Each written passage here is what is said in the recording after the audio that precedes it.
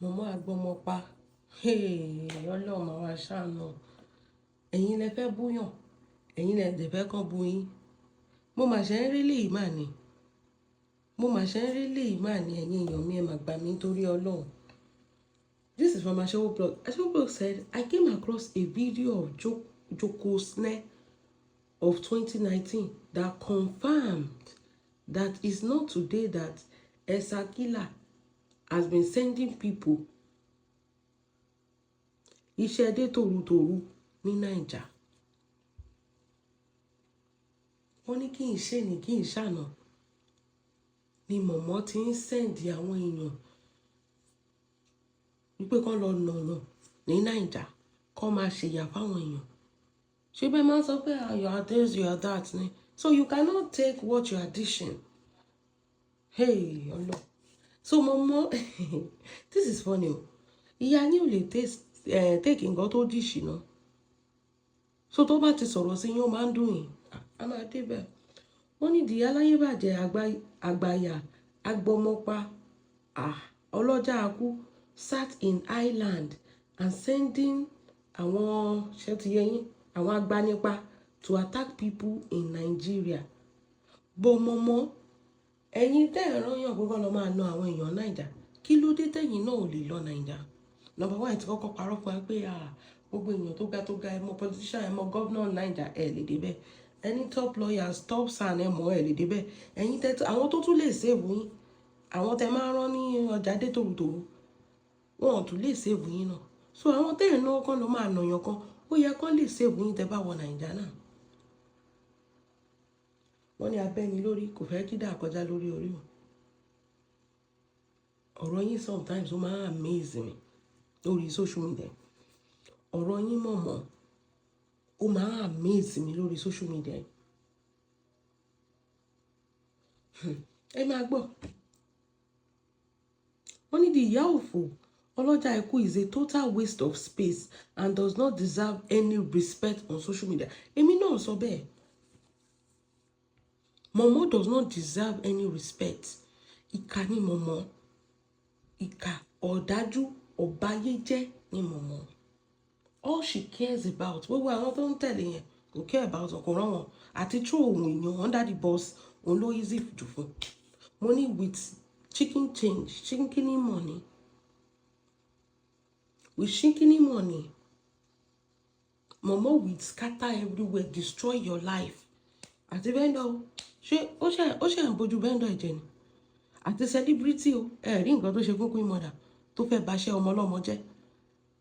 Tani àti speaker o àti listener o àti silent watcher kò síyàn tí Momo ò lè bá tiẹ̀ jẹ́ torí chicken change. I mean a ti fi àyè gbà àyè ti pọ̀ jù Ọlọ́run enough is enough. Wọ́n ṣe ni Momo 2019 video Momo máa ń rán àwọn èèyàn kọ́ lọ máa ná àwọn èèyàn Naija. Momo fún ara ẹ̀ wá jókòó sí island kò lè lọ́ọ́lé. Òun fún ara ẹ̀ wá jókòó sí island kò lè lọ́ọ́lé ẹ̀rù ń bà á. Tẹ bá rédíò tẹ rí Momo ẹ pa Momo gẹ́gẹ́ jò lẹ́. Momo ò lè lọ́ọ́lé ó lè rán àwọn èèyàn kọ́ lọ máa lùyàn a máa débẹ̀ àti ìdébẹ̀. Wọ́n ní she confessed with her own mouth wípé inú ìbàjẹ́ lòun ti máa ń jẹ abatèèyàn jẹ́ abayé èèyàn jẹ́. There's a pattern here. Mo sọ lọ́jọ́ tèmi pé kì í ṣe gbọ́ṣọ́ tí Dorcas ṣe yẹn ni kì í ṣe Ṣọlá pé kì í ṣe Dorcas ló ba ayé Ṣọlá pé jẹ́ àwọn Momo yìí ni àwọn ló jẹ́ kọ́mọbìnrin yẹn wà paranoid. Àwọn ló ń tì síra wọn tó fi ń jẹun láàrin ara wọn kì í ṣe Dorcas. Dorcas only came to social media to for donation for Fola Tinubu for the children. Àwọn Momo ló ń parọ́ fún Lizzy àwọn ló máa ṣe rí nǹkan tẹ́rù Momo fi bà mí yẹn pé Momo máa sọ pé ó yá máa bọ̀ gbé kinní wá fún mi ní owó tó san yẹn to you think that it will cover the story ẹ tí Momo fẹ́ bẹ́ẹ̀ ṣe irọ́ o gbọ́dọ̀ mága gbọ́dọ̀ máa sanwó ni o tó bá sọ pé o ò sanwó mọ́ o ti sanwó tó fẹ́ san tó rò pé one time thing ni ṣe understand Momo wá bẹ̀rẹ̀ sí bully ẹ̀ àti nǹkan tó ṣe àti nǹkan tó ṣe mọ̀mọ́ máa bẹ̀rẹ̀ sí ní ra àràbù so that you will not have any choice than to come and to pay the money again. Inú ìbàjẹ́ ìyá yín ti ń ṣayọ̀ kó bá tèèyàn jẹ́ kó pa àwọn èèyàn lẹ́kún. Ìyá yín ti ń ṣayọ̀ Lizzy fẹ́nu ara ẹ̀ confirm pé kí gbogbo kíní kò ní scatter bí eléyìí tó bá jẹ́ pé dọ̀kásì lọ àwọn kọ́kọ́ mọ̀.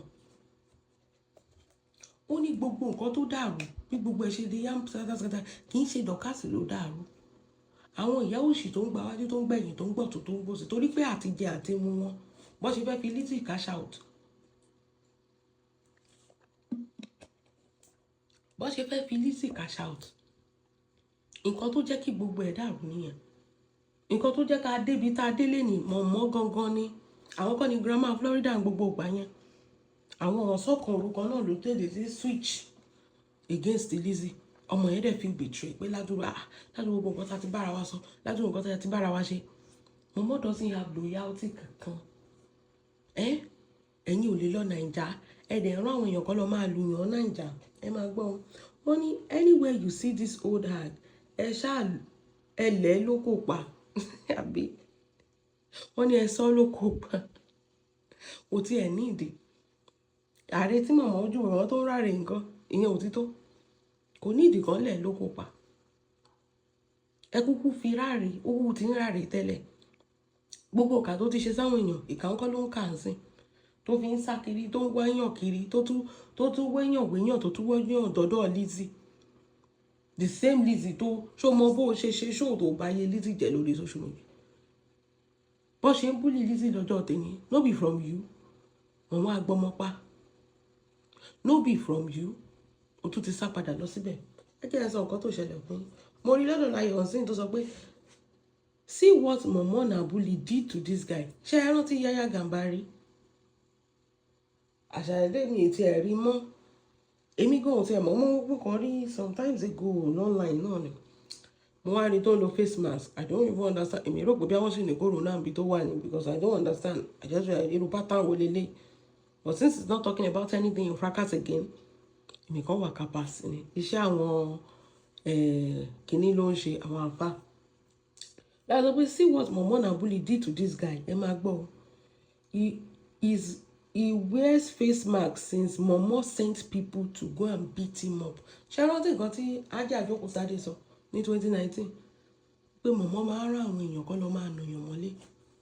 Now to this wọ́n ní Momo ló rán àwọn èèyàn kó lọ na Yaya Gambari. Wọ́n ní to the point that they remove his tooth wọ́n gba eyín lẹ́nu ẹ̀. Wọ́n ní torí ẹ̀ ló ṣe ń lo face mask. Momo èkó dùn mọ́ ọ̀bọ̀ ńlé Momo èkó dùn ṣebí ẹ̀yin lẹ́ ń rí criminal lẹ́ ń réyàn tó wà gùjẹ ẹ̀yin ẹ ti ẹ̀ try get step Nigeria you cannot be a criminal and call somebody else a criminal it's not done. O lè jójó kó máa lọ Kútọ́nù kó máa lọ Tanzania kó wáyé pé ìlú bàbá rẹ o lè fẹsẹ̀ tẹ̀bẹ̀ if it's sure for you ṣe bó ní company lawyer èkó dùn mọ́ ọ̀bọ̀ ńlé gbogbo èèyàn ló ti lọ Naija náà ìwọ nìkan ló kù náà lórí social media ní òkè ń lọ Naija èkó dùn náà gbogbo iṣẹ́ ibi tó o ti ṣe mo ní àwọn ẹ ó máa gùn ju tọ̀bọ lọ ọ̀bọ gbogbo ní ẹ tẹ́lẹ̀ sọ kò ní sí yàtọ̀ bí inú zoo ló máa tiẹ̀ mọ́ ìwọ ló rán àwọn èèyàn pé kán lọ na Yaya Gambari torí pé ó sọ̀rọ̀ sí ẹ ibi tó ti mórúkọ ẹ nìyẹn kó máa na àwọn èèyàn ó fẹ́ sọ̀rọ̀ ó fẹ́ kéèyàn míì check ẹ kò possible now kì í dẹ́ ṣe pé òun sọ̀rọ̀ gan-an bá táyé àwọn èèyàn jẹ ni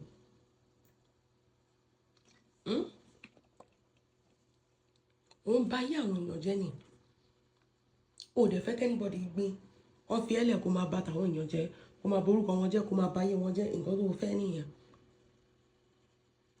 kí lè ṣe tí bọ̀bọ̀ ilé ṣe mọ̀ pé it's still the same thing pé when somebody acts on Dorcas is extremist who is extremist now àti kọ́wéèrè mọ̀ èrò àbí báwo àti kẹ́ran mérò lórí social media yìí o wọ́n ti gbá wa o Who is extremist now?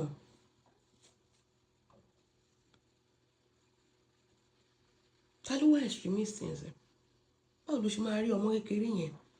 O dẹ̀ mọ̀ pé eyín tó ti yọ lẹ́nu yẹn báyìí kò lè ṣe é replace mọ́. Kì í ṣe milk teeth. Oníkan lọ ka léyìn. Ọmọ wá déyàn tó ń lo face mask. But Momo, does that give you peace? Does that give you peace?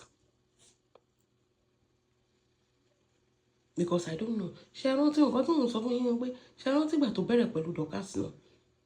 All of a sudden, ó dẹ̀ determine pé òun máa pa ayé ọ̀tá ọmọ yẹn jẹ́. Ó dẹ̀ bẹ̀rẹ̀ sí í ṣépè fọmọ òkókó. Ó ní òun jẹ́ kí àṣẹ. This is the problem I have with this woman. Pé why are you so wicked? Ṣé the same thing tó ń ṣe sáwọn ọmọ ọlọ́mọ yìí? Ṣé o gbàdúrà ẹ̀kan ṣe sáwọn ọmọ tiẹ̀ ni? Ṣé ìwọ ò bá yé àwọn èèyàn jẹ́ ni lórí social media? O gbowó bá yé àwọn èèyàn jẹ́ ni? So téèyàn mi bá fẹnu sọ̀rọ̀, you want everybody to shut up so that nǹkan tó ń ṣe nìyẹn náà. Nǹkan tí ìyá yín ń ṣe nìyẹn.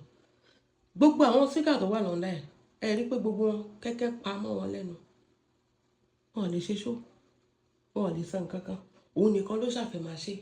I don't need anybody. I don't want anybody. Still no, the engagement is not engaging. Ẹ rí gbogbo wọn ṣe wà quiet ni. She will have a problem with them. Only a lot of speakers, but she silence all of them because kò fẹ́ kàn gbérí. Ó mọ̀ pé tó bá ti gbérí báyìí wọ́n máa outshine on, and that is the difference in donation. Donation tó bá jẹ́ speaker wọn bá ṣe ń rise by ẹsẹ̀kẹsẹ̀ náà máa push out. Tó máa push out. Tó máa push out. Premeditated níjà tó bá dọ̀ka sí ìjà yẹn. Ó premeditated. She want to silence everybody. Ọ̀rọ̀ tó sọ pé yẹn gbogbo screenshot gbogbo fídíò Dorcas náà ti gbé fóun yẹn. Ọ̀rọ̀ yẹn ó fẹ́ kí Dorcas fi shut up ní kó má ṣe show mọ́. So that gbogbo èèyàn máa rú sọ́dọ̀. Ṣé mọ̀ pé láyé tẹ́lẹ̀ lórí social media? Ṣé mọ̀ pé kò sẹ́nibody tó ń wo anybody? Òun nìkan náà máa ń wò. Hence náà ó fẹ́ silence Àríjà. She wants to silence everybody so that kò ní sí nǹkan kan tó máa òun nìkan náà máa gbọ́. That is Momo's mission. Wọ́n rò pé tó bá kẹ́yìn Yaya Gàmbàrí báyìí wípé kò ní lè ṣe show mọ́, kò ní lè sọ̀rọ̀ mọ́, kọ́ máa ṣẹ̀mọ̀, kọ́ máa silence àwọn èèyàn. Táwọn bá gbé secret Dorcas jáde, àti tájújọ bá jáde ń sìn, Dorcas ò ní lè ṣe show mọ́, ojú wa máa tì í ní ọ̀dọ́ náà máa wá ganu sí. Ẹ̀gbọ́n tó sọ pé òun fẹ́ ṣe ìrírí ayé. Ìrírí ayé báyìí kò tó rí ìrírí ayé. Wọ́n ṣe é kò sẹ́nibọ̀dì tó wò. Gbogbo ìjà ìkanra tó ń ṣe, gbogbo tíìmù ẹ wo gbogbo wọn, they are quiet now, they cannot do any show. Tó bá ń ṣe gan kò séyàn kan tó ń wo Momo, kò séyàn tó ń wo àwọn ọmọ ẹ̀. Ẹ wo tí Dorcas bá tán live. Within few minutes, as mama rí 500, 700, 1000.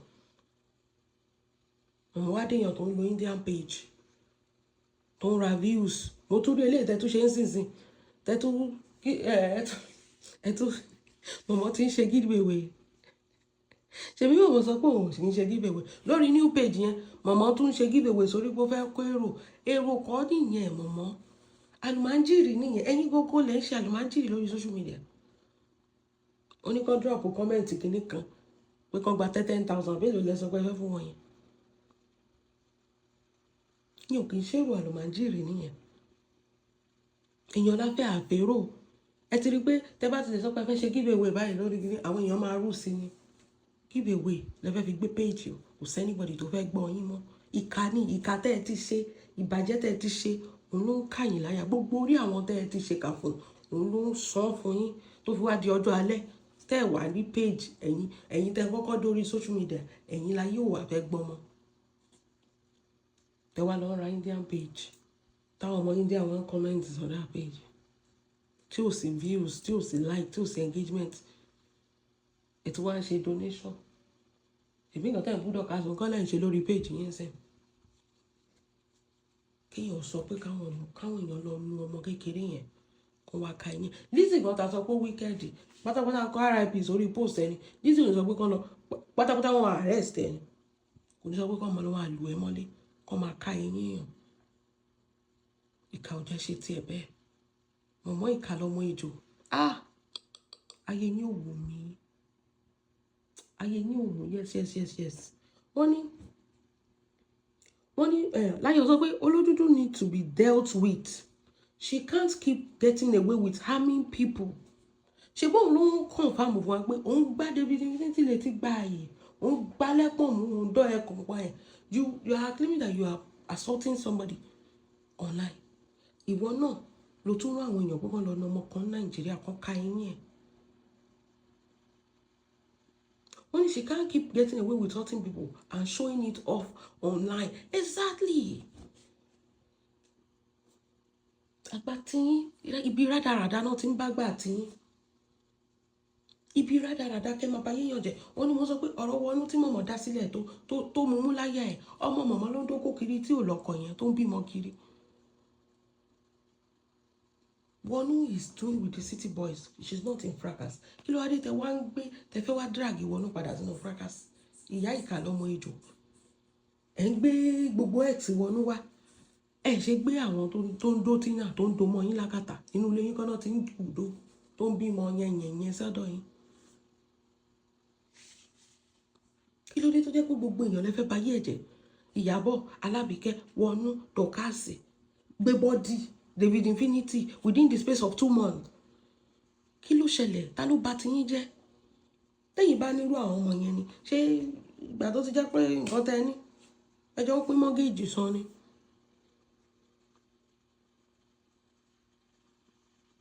you cannot be doing this to people it's unfair. ó sọ tiẹ̀ ni ìwọ òun dẹ̀ rèé báyìí ìwọ fugitive wọ́n ti aṣọ orange ẹ̀ àbí kí ni kọ́lá aṣọ tó máa ń lò Naija ṣé green ni wọ́n ti kó wọ́n kàn dúró díẹ̀ báyìí kàn gba ẹmú báyìí kàn kaṣọ sí ẹ lọ́rùn kan tí ẹ̀ mọ́nu lé táníyàn òfò ìbílẹ̀ náà kí ni ìbílẹ̀ ṣe torí Ọlọ́run tí mọ̀mọ́ tó fẹ́ bà tọmọ ọlọ́mọ jẹ́ kí ni ìbílẹ̀ ṣe ẹ mọ́ ọmọ ọlọ́mọ ẹ lọ ka lẹ́yìn torí pé ẹ fẹ́ shut up ń ṣe níyàn wọn fẹ́ kó sọ̀rọ̀ mọ́ ẹ̀ka ní yín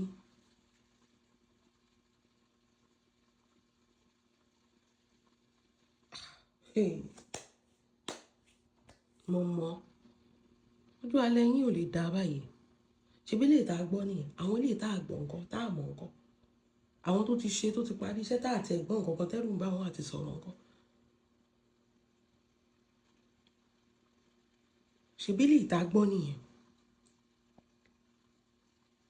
torí àṣírí eléyìí tú la máa ṣe gbọ́ àwọn tá a wà mọ̀ nǹkan èèyàn tó wá sọ pé kọ́ lẹ́yìn ló kó pa ń sìn báyìí ṣé ẹni yẹn wá parọ́ ni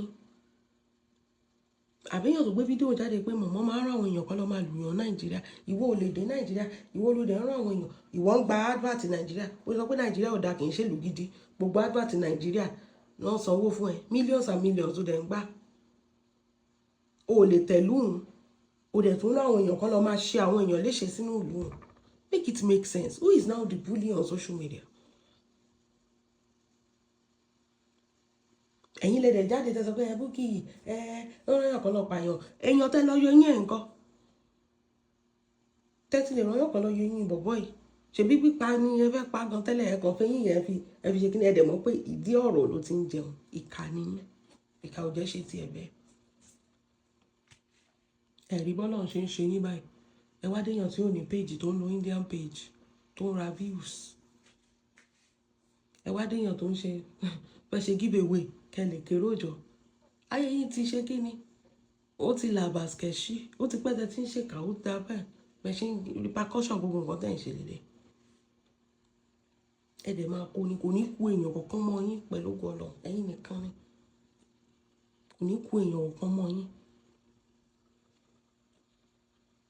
ṣe máa bá yé àwọn èèyàn jẹ ìyẹn ló rọ̀ yín lọ́rùn kí ló dé náà irú ìjà burúkú wo leléyìí lọ máma ibi téèyàn bá máa gbà wáyé ibẹ̀ yẹn máa wà important gan. Just imagine this is your mother, ìyá ẹ̀ lélẹ̀. Wọ́n sọ pé àwọn ọmọ kan wọn ò ṣoríire wọn ò ṣe kinní kan, báwo ló ṣe fẹ́ ṣoríire ìgbà tí ìyá wọn ti fi gbogbo ayé ẹ̀ ó ti fi ṣèkà tán, ti fi gbogbo ọjọ́ ayé ẹ̀ ó ti fi ṣèkà stock àwọn èèyàn. Òun ló sọ pé wọ́n á stock òun kọ́ ló lọ stock àwọn èèyàn tó lọ rán yàn kan lọ máa lù yàn pa yìí. Ẹ ṣáà rí bí ilé ayé yín ṣe rí. Ẹ̀yin èèyàn mi ẹ jẹ́ mọ̀ nǹkan tó tẹ bá think nínú comment section.